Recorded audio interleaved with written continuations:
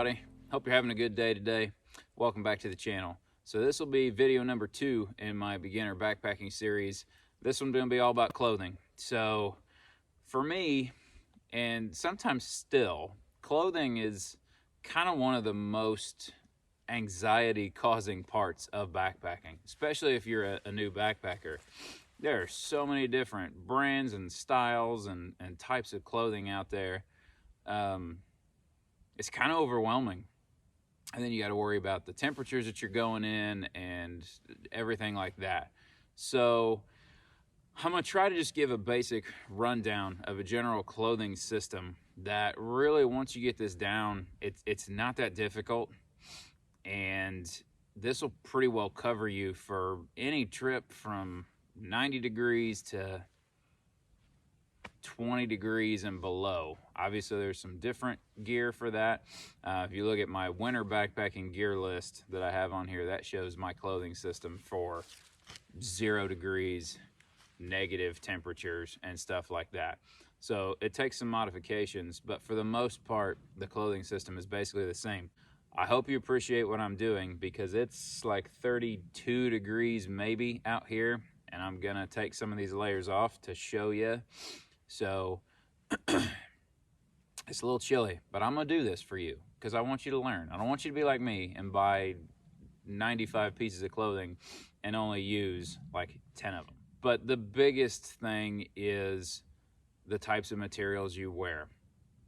Synthetic materials are what you want to wear. Quick drying layers, fleece layers, down jackets, stuff like that. Wool clothing. Everybody's going to have their preference. Some people like wool better than others. I'm not a huge wool person. Some of my thermal layers are wool, but as far as hiking in it, I don't like it. Some people love it. I just stick with synthetics. They're cheaper and they just feel better for me. At the end of the day though, the one main rule that you just kind of have to adopt and make sure you stick with: do not hike in cotton clothing. Just don't do it. The problem with cotton or like denim, like I've seen people hiking around in jeans, you know, if you're going for a stroll in the woods for a half a mile and it's 68 degrees out, whatever, you'll probably be okay. It's not like you're gonna die if you walk out in the woods in denim. But if you're going on a decent hike overnight, whatever the case may be, cotton and stuff like that will absorb moisture, but then it does not dry very well. It takes a long time to dry out, which is the last thing you want when it comes to backpacking clothing. You want clothing that's going to be quick drying, that's still going to keep you warm even if it gets damp, because you can kind of see the terrain behind me. Well, of course behind me it's flat, but behind the camera it's hills. And you're carrying a 15, 20, 25, 30 plus pound pack. I don't care if it's like it was when I was hiking in here and it was 28 degrees. I was still sweating. So if that's a cotton layer that's going to trap moisture, it's going to make you so cold. I don't care how much clothing you throw on, your body's never going to be able to heat you up enough to dry the cotton and overcome that. You're going to be miserable. So you want things that are quick drying. You want to wear layers. Layers are very important for a hiker and a backpacker. I don't want just a long sleeve thin shirt and then a giant parka for when it gets cold. I wouldn't have been able to hike in just a long sleeve shirt. I mean, I have one on down here. I'd have been frozen. But if I'd have just thrown a big coat on, I'd have been way too hot. I'd have been drenched in sweat by the time I got here. And then as soon as I stopped moving, I'd have gotten cold and my coat would be wet from sweat and it'd be miserable. So it's all about layering and having the right layers and kind of knowing when to take them off, when to put them on, stuff like that. So first off, let's cover off kind of a base layer to hike in, which is gonna suck because I got to take some of these clothes off. So if I start at the top, just, you know, the hat is a hat. That's personal preference. But I usually always have a buff.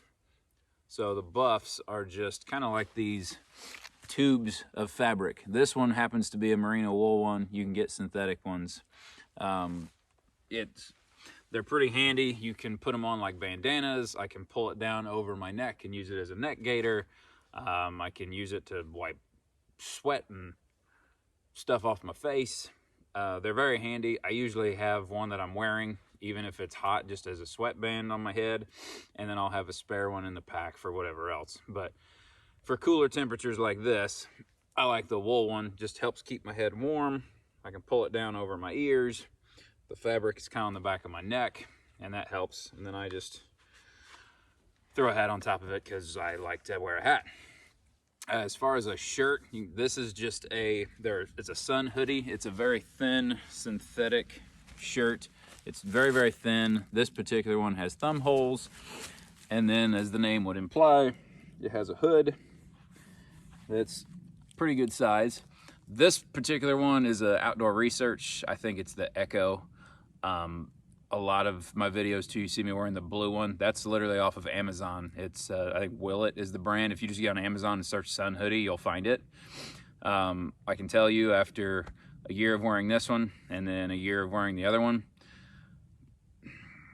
there's really not a big difference. This one is slightly thinner, but I even hiked in the little bit thicker one all summer last year, and I was fine. So I guess it's a fit thing. The Amazon one's a little boxier, but I kind of have the dad bod thing going on, so I don't really mind it. Where the Outdoor Research one, or probably if you get get one from like Mountain Hardwear or Outdoor Vitals makes them, and they're more like $50–$55. They're a little more form-fitting, which is kind of what you want in your base layer. Like, for some of us, it may not be the most fashionable thing, but you want your base layer close to your skin, because this will be the layer that wicks away moisture. Like, this is not insulated. Like, there is nothing warm about this. Even sitting here in 30 degrees, I'm still wearing this as my base layer, because the whole purpose of this is to pull the moisture away from my skin, so it's not making me cold. And this is a very quick drying material. So that's what you want your clothing to do, is to pull that moisture away from you when you're sweating and kind of disperse it and let it evaporate, so to speak, so you're not getting all that trapped against your skin and making yourself cold.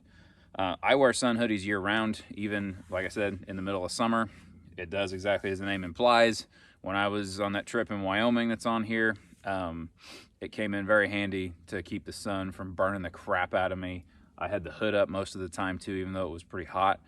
I don't like wearing sunscreen, so this works better for me. And I've never felt like I was more hot in this than I would have been in just a t-shirt. So I like the sun hoodies.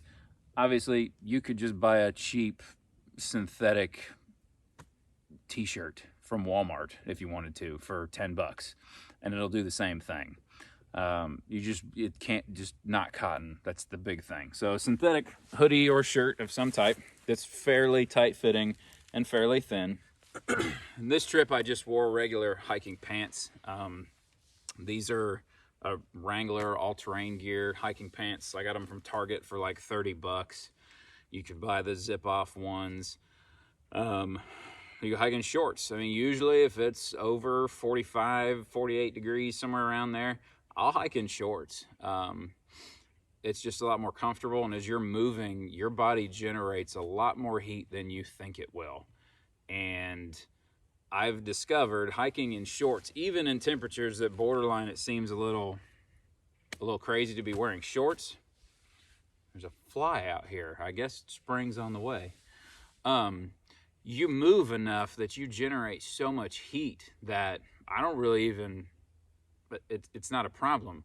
And I would rather be able to dump that heat out of shorts than trap it and cause chafing in areas that no one wants to chafe.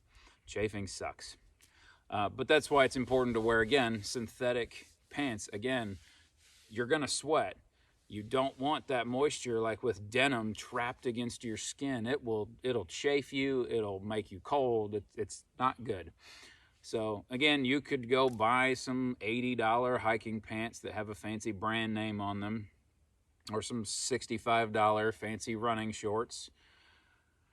Or you could go to Target or Walmart and just go through the exercise like workout clothing. That's basically what it is. I mean, there's a reason runners wear what they wear.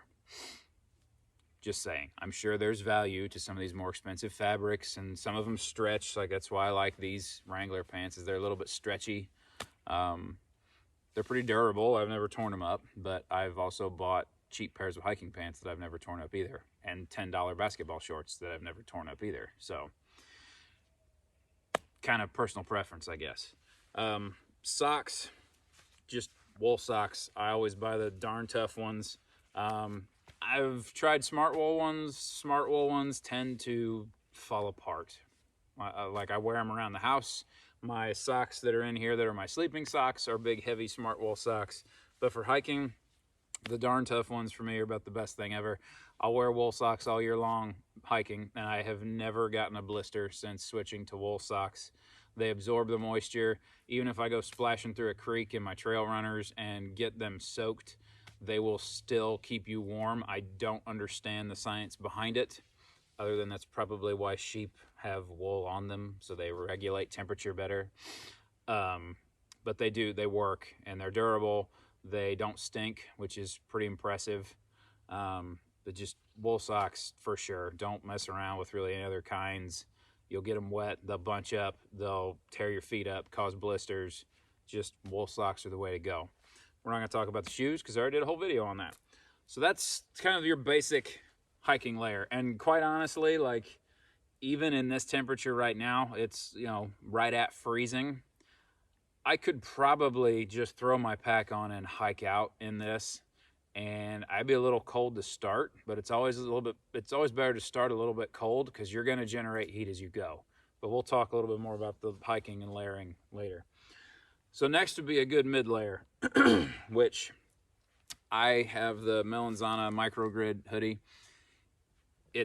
Again, this is kind of one of those, like, this is not cheap. They're hard to find. Yes, it has some features because it's very lightweight and it is very warm for the weight. I like the hood, all that. But ultimately, any fleece jacket type thing or fleece pullover that you own would be fine. Or like a synthetic hooded sweatshirt would probably be fine. But the mid layer is important because, like, right now, if I'm going to be hiking around or moving around and doing a lot, I don't want to get my down jacket wet. And we'll get into that later. I don't want to sweat in that. This is more of an active mid-layer, like I hiked in this. So it was pretty damp when I got here, and within 10 minutes, it was dried out, which is why the fleece part or the synthetic part's important. If you wear a cotton sweatshirt out here and you start sweating, it's going to stay wet.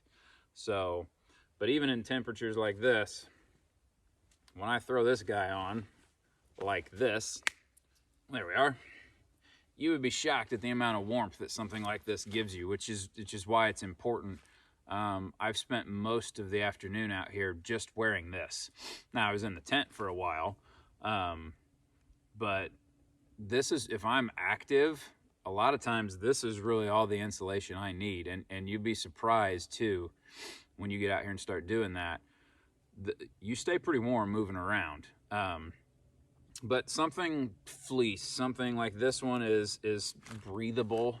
Again, if you go through like Target or Walmart and go down their aisle with their like running clothes, you can find like fleece pullover jackets and stuff like that. That's typically what they're designed to do, is dump body heat because they're for runners. So it'll keep you warm, but you don't overheat as easily. And if you do sweat in them, they dry pretty quick. So any kind of fleece mid-layer, I bring this on every trip. Like even into the summer, like this will be the only insulation I take, but you'd be surprised how many times you go out and you think, oh, it's 92 degrees out in the evening when you're just sitting outside. If you think about it and you're at home, I can just go inside. You can't do that out here. Like I could go in my tent, but maybe I don't want to just sit in my tent. Your clothing is really your main line of defense to protect your body and your body heat and just in everything.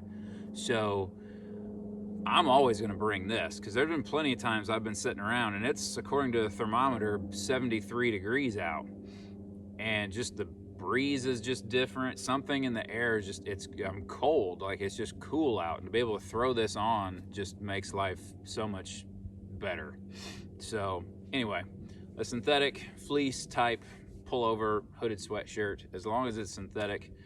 A lot of times if you're just starting out, you've got a synthetic sweatshirt somewhere in your house, I'm sure. Just make sure it's not cotton. Just take that. It'll probably be fine for a couple trips to make sure it's something you like. And then you can look at upgrading to something lighter weight and a little bit more packable.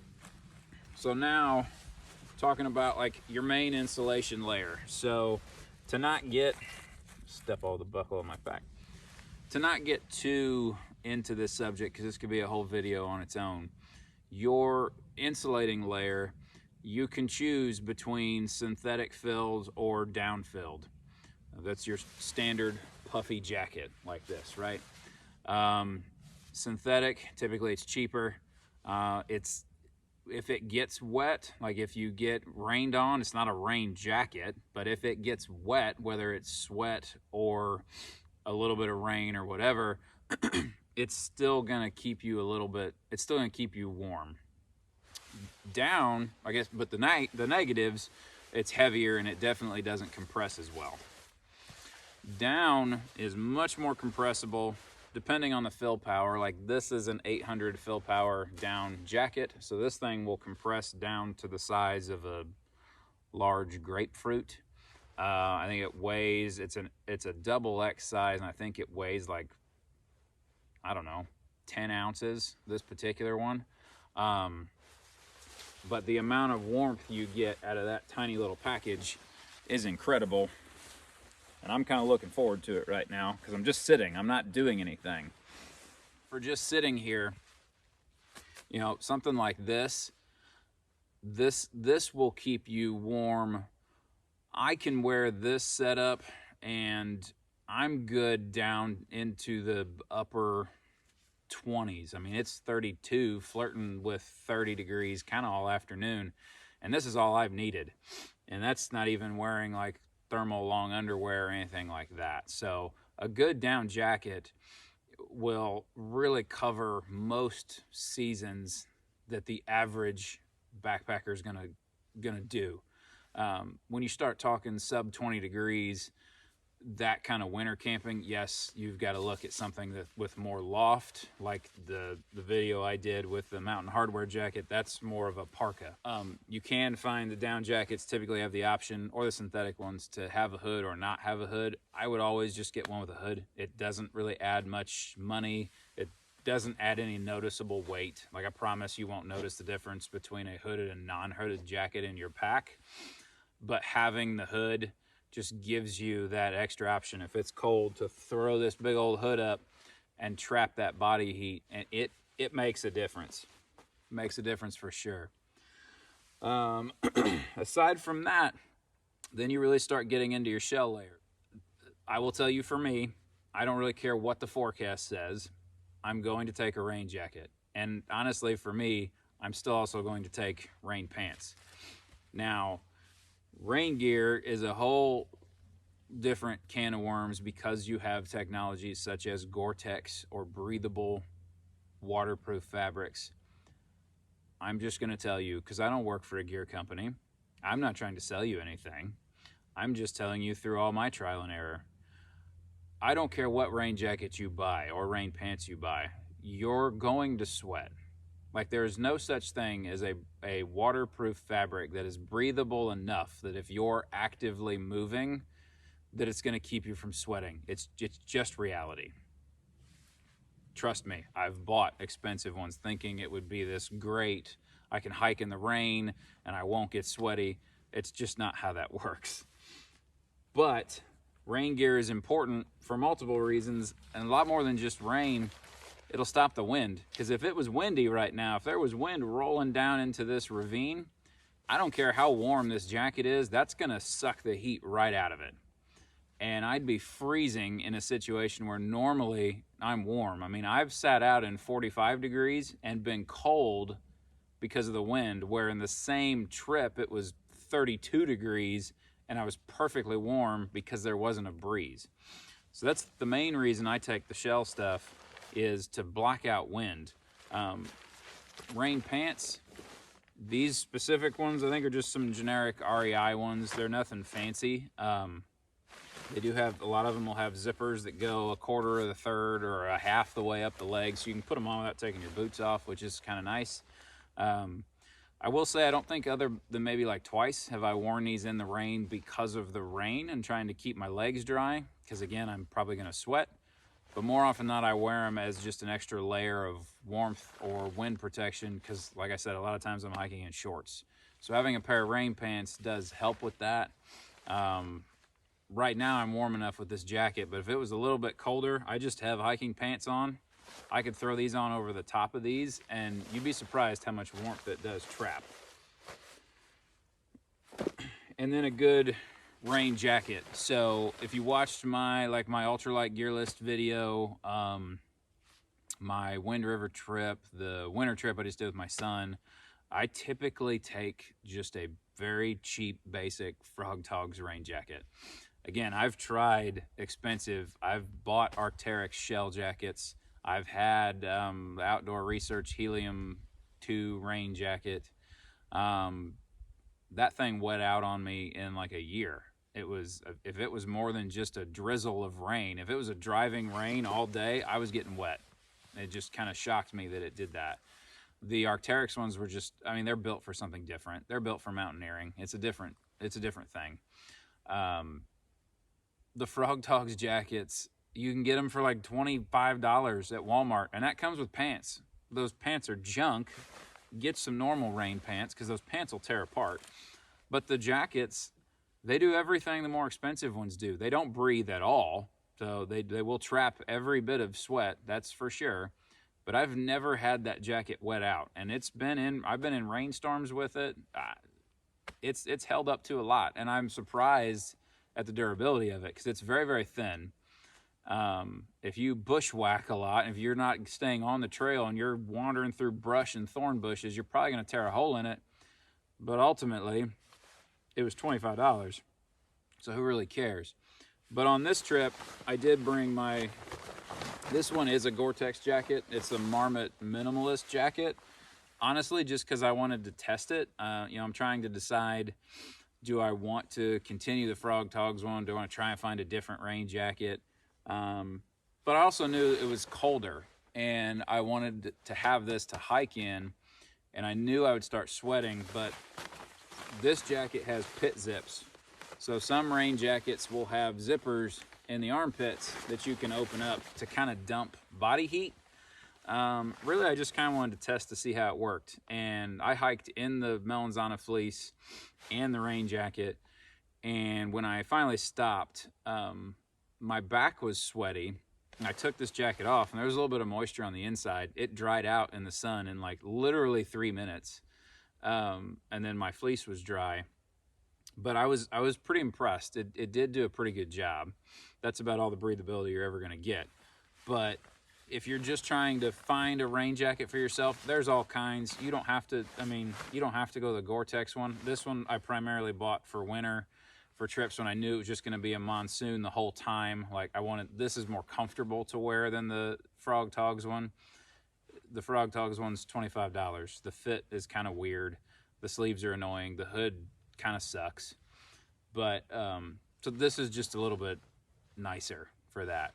But it's also a little bit beefier too. So like in the winter time, I'll wear this one, just a little bit extra. But if you're looking at rain jackets and you want something a little bit better than a Frogg Toggs one, look for one that has pit zips. You can find, certain super ultralight ones that they're going to charge you an arm and a leg for, and then they have zero features. Like they don't have pit zips. This one also has the chest pocket on it, on one side. There it is. So it's got a chest pocket on it too, to be able to like throw a phone or something in it. And it has actual pockets. Like my ultralight Outdoor Research one had zero pockets anywhere, which is kind of annoying. The Frogg Toggs one has zero pockets, which I can't really be mad at it. It was $25. But some of those features are nice. You can find, like, the Marmot Precip is probably one of the best budget rain jackets out there. You can usually pretty regularly find them for like $60, $75. They're waterproof. They're not Gore-Tex, so they're technically not labeled as breathable, but they have pit zips on them, packs down really small, and they're pretty durable. I used to have one. I never tore it up. Just after a couple years, it started wetting out. So it depends how much you want to spend. But I guess really for me, when I look at clothing, I think about it as, you know, this is what's essentially going to keep me alive out here. Like, yes, I have a tent and I have a sleeping bag, but if something happens and I'm stuck walking around, I want to know I have decent clothing to keep myself alive. I guess that's the main idea. And that's always what I think of with like a rain jacket. If I'm going to spend money on clothing, it's worth spending a little bit of money on your rain gear, because I don't want to be walking around out here cold and soaking wet. So that's just my thought on shell clothing. All right, so we talked about the clothing to hike in. We talked about insulating layers, you know, active, more like mid layers, insulation, shell layers. Let's talk about when you get to camp, because I don't bring like spare hiking clothes. You know, if I'm going on a trip that's more than 2 nights, or that's more than 1 night, I'll bring an extra pair of underwear, just cause. I don't bring an extra hiking shirt. I don't bring extra hiking shorts. I will bring a second pair of socks to hike in if I'm going on multiple days. You know, I've gone on trips for a week and a half. Typically, you just find a campsite that's got a water source. You can buy like biodegradable soap, gallon Ziploc bag, put your dirty clothes, hiking clothes in there, put some soap in it, shake it up, wring them out, set them out in the sun to dry, wear your camp clothes, and by morning they're usually pretty good. Same with socks. If I'm going multiple days, I'll just alternate. One day I'll wear 1 pair of socks, the next day I'll put the clean pair on, wash the dirty pair, hang it on my pack, let it dry throughout the day. I did lose a pair of socks that way though. Someone in Wind River Range got a pair of Smart Wool socks. Not Smart Wool socks. Someone in Wind River Range got a pair of Darn Tough socks. Oh well. But when you get to camp, you want clothing to be able to change into. So once I'm done setting everything up, you know, messing with gathering wood for a fire, if that's what I'm doing, once I'm ready to settle down for the day, then that's usually when I'll change into my camp clothing. And for me, this is the layer that would vary based on the temperatures. All of this is pretty much uniform on any trip. Unless it's summertime, then I probably won't take the down jacket, but everything else is pretty uniform. But your warm thermal sleeping layers, that can kind of vary based on the temperatures, but these usually get me by in most every situation. So I will always bring a dedicated pair of sleeping socks. So these are not my extra hiking socks. Those are right here. These are some Smart Wool, like expedition weight socks. They come like way up on your calf. They're super thick. Even when it's warm out, I'll wear these, and I've never been hot in them, but they do a good job of keeping your feet warm. And the reason I say just a dedicated pair of sleep socks, if you go to sleep with your damp hiking socks on, even if you didn't step in water, I guarantee there's sweat in them, it's gonna make your feet cold. Bring some socks dedicated for sleeping in. I will never hike in these unless I had an emergency and I lost both pairs of my other socks.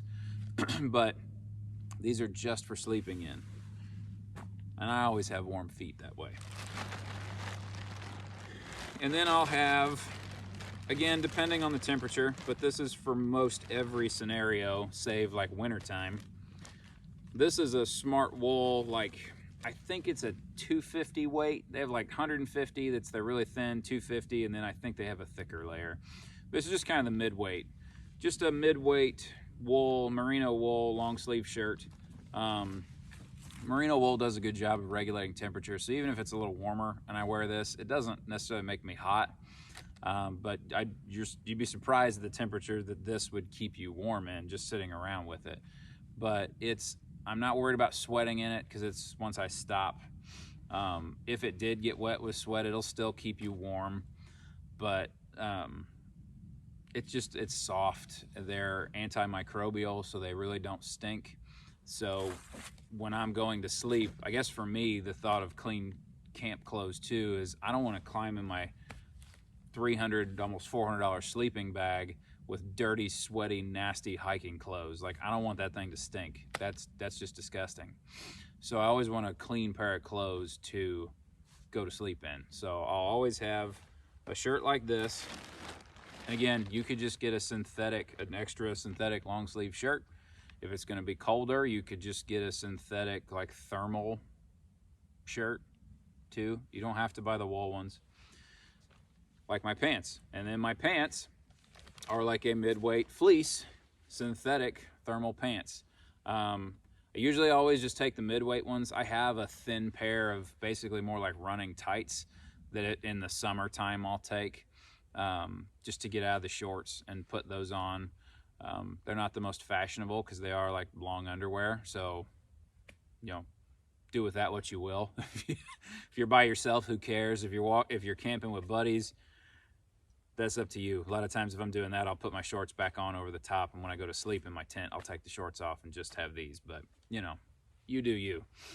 But the mid-weight ones just cover a good range. And again, they're soft, they're warm. You know, what I'll typically do if I'm still going to be out of the tent is I'll take the hiking pants off, put these on, and then put the rain pants on over the top of them just to protect them so they don't get dirty. That way if I'm sitting on logs like this, or if I kneel down by the fire, I'm not getting these all dirty. And then when I go to sleep, I'll take the rain pants off. And then I usually have a thin wool beanie. I think it's over there in the tent, but I also brought a balaclava on this trip. So pretend this is a wool beanie, but something for your head, even when it's going to be warmer. Again, you'd be surprised how hours outside, even in warmer temperatures, you can start to feel cold. So even just a thin little beanie to put on just to cover your head can make a pretty big difference. And a lot of times I'll sleep in it too. So really, that's it. Like, and I probably made that way more complicated than it needs to be, but backpacking clothing it's not difficult. It's just a system. It's a layering system. And there's tons of videos on YouTube about it. Once you understand that, then it's really just buying things you like, the way they fit. Like, every brand is different. If you're a more athletically cut person, then you've got a lot more options. If you're not as athletically cut, then, well, you know, options kind of vary, and you got to watch sizing and stuff. But I've had plenty of success. Like, none of this is very expensive stuff. The Smart Wool shirt is probably the most expensive layer I have based on what it is. But you could easily go to Target and buy just a mid-weight thermal long sleeve shirt or a lightweight one, and it's the same thing. You don't have to buy expensive ones. Just make sure it's synthetic, make sure it's not cotton, not denim, and try it out. And the last piece of advice I'd give you with clothing, specifically related to like colder temperatures, if you're new to this, you've never done it, you've got to figure out how much it takes for you to stay warm. Like, I can give you advice and I can say it works for me. You may come out here and realize you don't need as much as I do. You may come out here and realize that's not enough. You told me this jacket and this fleece would be all I need, and I was still cold. I would always say, you know, the first couple trips you take in temperatures you've never done, bring extra layers. What's the worst that happens? You don't use them. So you carried an extra pound. But I would rather carry that extra pound than be sitting at camp shivering because I didn't bring enough clothes. That's just not me. And even still, there's trips I go on where I bring stuff and then I get home like, oh, I forgot that was even in there. I never really even needed that. But I just would rather have it. That's about all I can say about clothes. Again, not a very difficult topic. You got questions, comments, things that work for you, things you aren't sure about, post them in the comments. I look forward to talking to you about it. And give me about a week and I'll put together the next video in this series. Thanks for watching.